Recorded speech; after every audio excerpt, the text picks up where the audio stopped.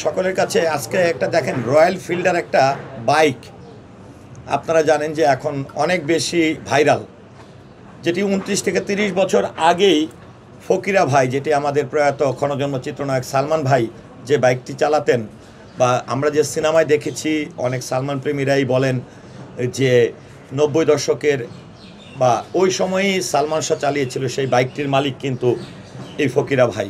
তো দেখেন ফকিরা ভাইকে আসলে এফডিসিতে নিয়ে আসার যে উদ্দেশ্য, আমাদের একটি বিষয় দেখেন যে কোনো কিছু হলে আমরা দেখি সামাজিক যোগাযোগ মাধ্যম ফেসবুক বিভিন্ন জায়গায় অন্য কোনো শিল্পীর জানাজা ফুটেজ ব্যবহার করে অনেক সময় একটি সুস্থ মানুষকে, ভালো মানুষকেও মৃত বানিয়ে ফেলতেছে, মেরে ফেলছে।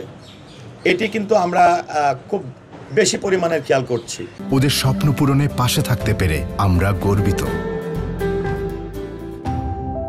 তো সেই জায়গা থেকে যে আরেকটা বিষয় আমি এমনও দেখি যে আমাদের শিল্পীদেরকে দোস্ত বলা হয়।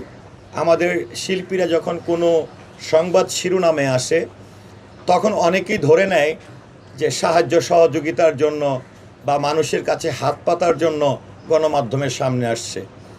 বিষয়টা কিন্তু এরকম না। এবং আজকে যদি বলতে চাই যে এই যে নজরুল ইসলাম ফকির ভাই প্রায় 700-র অধিক চলচ্চিত্রে তিনি অভিনয় করেছেন তার চলচ্চিত্রের ক্যারিয়ারে।